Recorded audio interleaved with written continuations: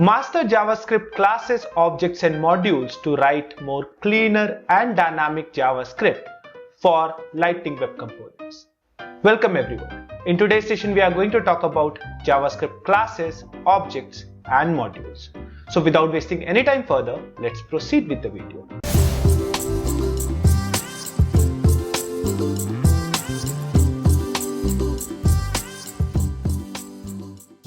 Now, introduction to JavaScript classes. Classes are actually a blueprint for creating objects. They encapsulate data and functionality, making code reusable and organized. Classes are actually a blueprint or a map or a simple prototype to declare any specific product. The prototype or the sample model is basically created to define all the characteristics and behaviors. And once that standard model is decided, that blueprint, that map will be nothing but a baseline to create actual products. These actual products are nothing but objects. So classes are nothing but a blueprint and objects are actually its instance or its physical existence. I have explained about classes and objects in two different parts where I explained it in the terms of object-oriented programming terminology. If you haven't watched that video, I highly recommend you to go and watch that video as well. That's going to clear up the concept of object-oriented programming. Now, classes are nothing but a blueprint and objects are actually a real existence of that blueprint. So blueprints are created so that those objects can be created. Class encapsulate all the data and functionality inside it and making the code reusable. So one of the most advantage of it is the code becomes reusable. And see, it is manageable as well because the blueprint is at one place and being used at all the 10-20 places. Now to update those 20 places, I just need to update this single class. Once I will update the class, all the places where objects being used will automatically get updated. So it is very well organized, it is reusable, it is maintainable. So classes gives a lot of advantages. These advantages, so code becomes cleaner, organized and reusability is promoted in JavaScript, and of course we are learning this all for LWC. So let's practically check out how do we create a class in JavaScript. So guys, here we are on our VS Code and in the essential.js folder, I am going to create a folder classes and objects. Now let me create few files over here where we will understand how to create classes in JavaScript. Okay guys, so you can clearly see that I have created a folder classes and objects. Within that I am having class intro.html. Here I have just included the JS and nothing else. In the JS part I created a class. So you can see for creating a class we use the same class keyword and then the name of the class itself. It has an opening closing brace and within that we can define the data members to hold data. Similarly we can define methods in it as well. We will come to methods. But before that, I want to tell you about one of the special method that is known as constructor. Now, if you have gone through my OOPS videos, I have actually explained about constructor, and if you haven't watched that, you can watch this specific video where I have explained about constructor itself. For now, you can understand constructor is a special type of method which is required to be called or which is called at the time when we instantiate the class or when we create an instance of the class, which is nothing but an object, right? So that time we would need this constructor.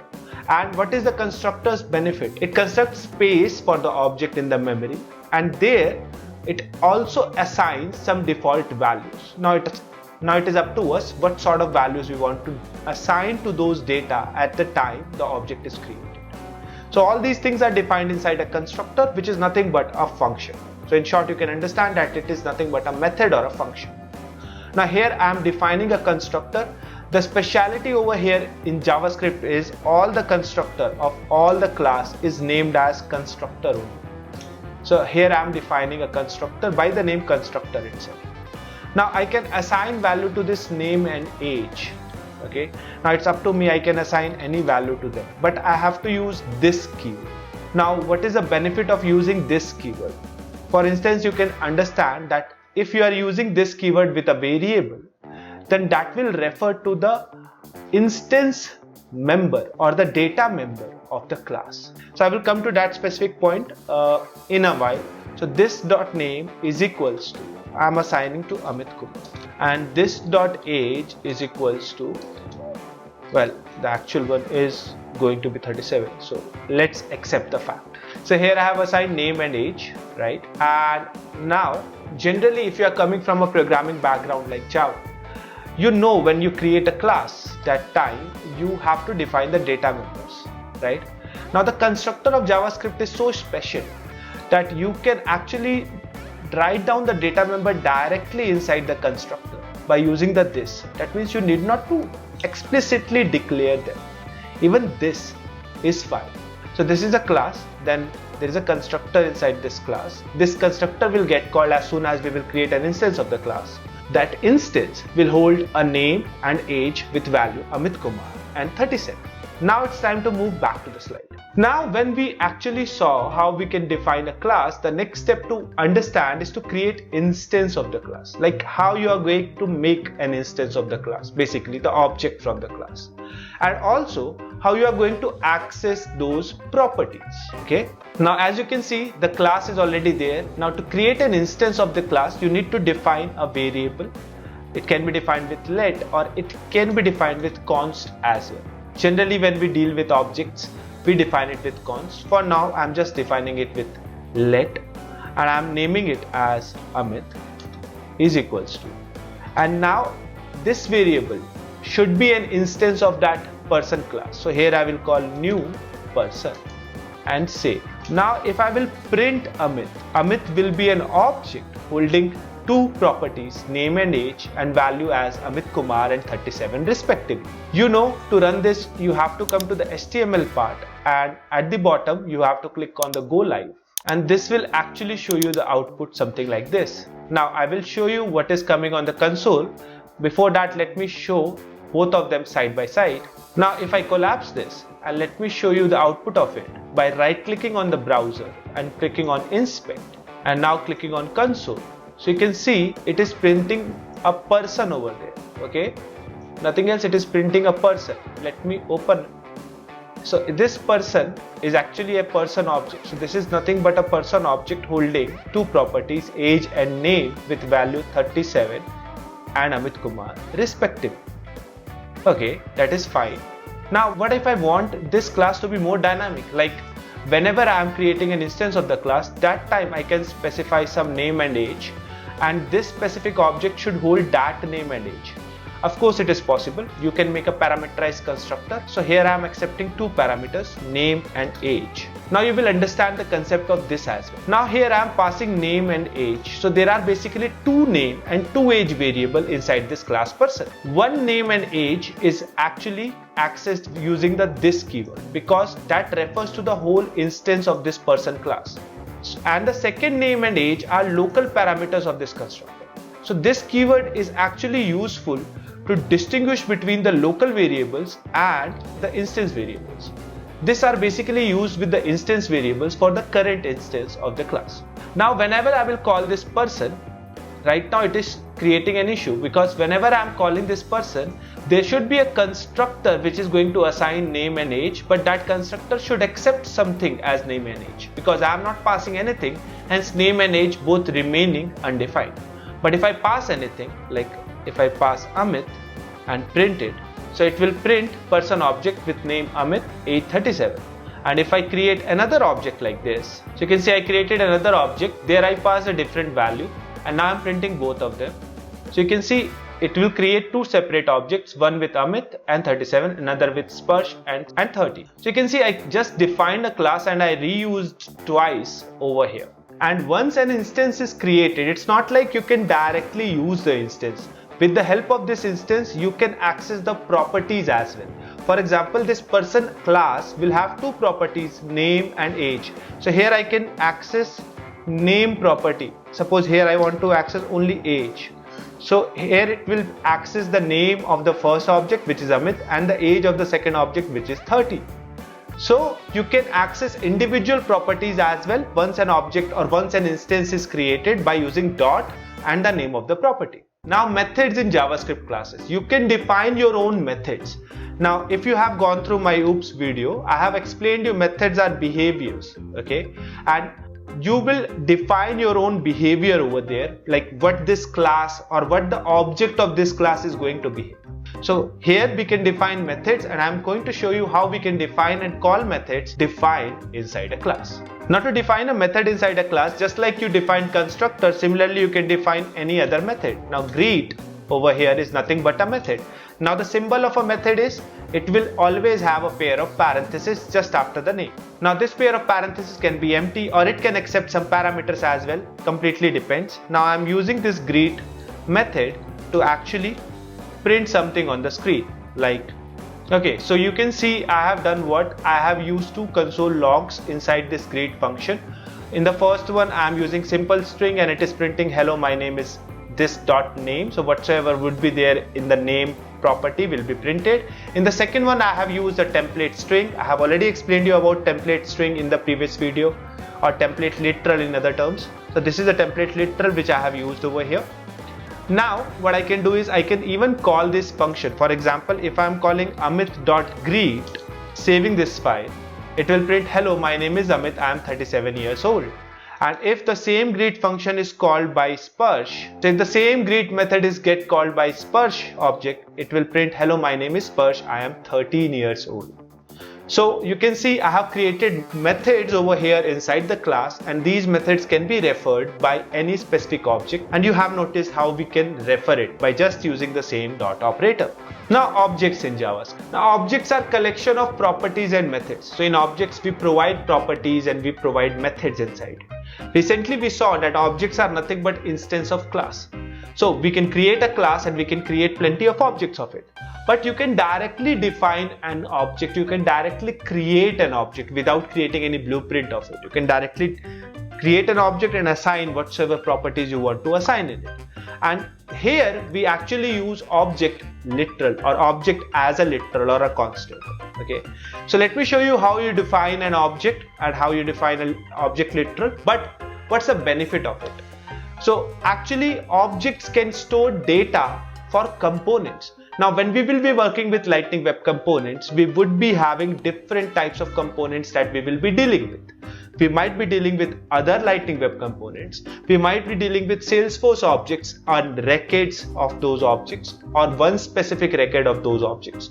And all these things are actually dealt very easily if we are comfortable by dealing with objects in JavaScript. So let's quickly watch that. Okay guys, so here we are on our VS Code, and you can see I created an object intro.html where I just have a simple h1 and nothing else. I included object intro.js over here. Now inside this object intro.js, you can see how I defined an object. I can simply mention all the properties directly. Okay, properties name, then a colon, and then properties value. Now here I can use normal string properties where the string value will be in single quotes, numeric property where real numbers or normal integers can be used, or even an array. So I can use an array as a property as well. Like let's suppose color variants. Let me name it as color variants, and let me provide a range of color. So like this you can define certainly any type of properties over here. And similarly you can define functions just like you define methods in class. And if I will print this object, you can clearly see how this object will work. Now I have already saved it, but to run this, let me go back to this classes and objects folder, delete rest of the thing from the path, and now let me open object intro.html. Now you can see here it is printing brand Tesla model 3 color variants is an array. If I open it, it is showing me the color variants as well, red, green and blue, and then it is also showing me a function is there which is known as start. Now I can even access individual properties, right? Like if I want to know only brand, so car.brand. If I want to know only the model, so car.model. And if I want to know only the color variant, so car.color variant. If I save this, you can see individual values are also printed. Now color variant is itself as an array, you can iterate over it as well. So you can see individual array elements is also printed. Now you can call the methods as well. So if I am calling it car.show, or sorry, start, so it will call that method and it will execute whatsoever is there in the method, that is car started. Now introduction to modules in JavaScript. Now modules are JavaScript files that export functionality to be reused elsewhere. Now you can export a whole file, Now while you are exporting a file, you can export only one function from the file, or you can export one single class from the file, or you can export plenty of functions, variables, whatsoever is there in that specific file.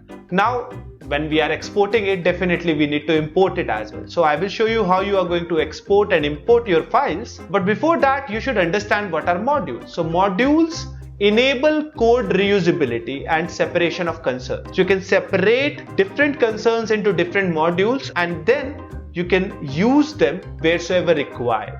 It helps you for creating reusable modules as well. I will explain you about that in a while. Now exporting and importing modules, definitely I will show you a sample export and sample import over there practically, then you will understand how it is done. But the fact of usage in LWC, modules are used a lot of time in LWC. In fact, none of your Lightning Web component will be created without a module. So modules are used a lot over there, and it helps you to organize large projects in a bigger organizations, and in fact it also helps you to maintain standard throughout the organization.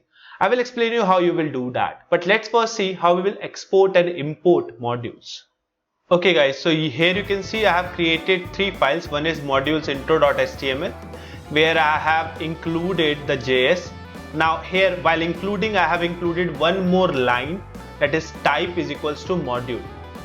Make sure to use this line if the JS part that you are using is actually importing a module. So keep that in your mind.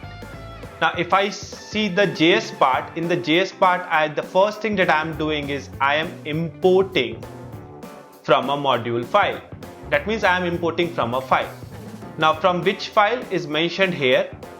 So from, and then after I use dot slash. Now this dot or period slash means exactly the same folder where my current folder is. It means exactly at the same location. And the file is module_1.js. So I am importing from this file. Now what I am importing, it completely depends what is being exported from the file. But I am importing two things from the file, that is name and greet. So definitely among all the things that is being exported, there are two things in the file. One is name, other one is greet. Now let's go to the module 1 and see. So you can see, yes, there are two things in the file. One is name, which is having proper Salesforce tutorials, and the other one is a function greet, which is nothing but returning a template. So because of all this, I clearly understand that these are the two things over there. And before defining the constant, I have used export. Before defining the function, I have used export. Now this is one of the way in which we can export the things from a file. So we have exported two things, name and greet. And that's why when we are importing here, we have to mention among all the things that is being exported, what are the things that you want to use inside this module. So I want to use name as well as greet. So let me use name as well. So you can see it is printing proper Salesforce tutorials, and the second one is hello from proper Salesforce tutorials, which is what the greet function is returning. So that's how we define a module, we export things from it, we import from it, and that's how we use a JS inside HTML if that specific JS is using a module. Now what are the different types of exports? So there are two types of export. The first one is named exports, which allows multiple exports from a file, just like what we did in our module. Here we use export keyword in front of everything that we want to export. The second one is default export. Now in the default export, only one default exporter per file. So you can export only one thing per file, right? One of export I have already shown you. Default export I will show you in LWC. Now modules in Lightning Web Components. So definitely using modules allow you to share code and utilities across Lightning Web Components. An example for it is like importing utility function across different components for consistency. Now one of the greatest advantage of module is you can define a module where you define all the standards, right? It can be the name of the company, it can be font size, it can be date format, it can be currency format, it can be error messages, everything that you want to remain standard, that you want to keep a standard, you keep it in one utility file. and you export it from here. And you import this utility across all the various lighting web components that you have used in your project. A simpler way to maintain consistency, and even you need not to work harder to update this standard later on. So guys, that marks the end of this video. See you soon in the next video. Till then, thank you and take care.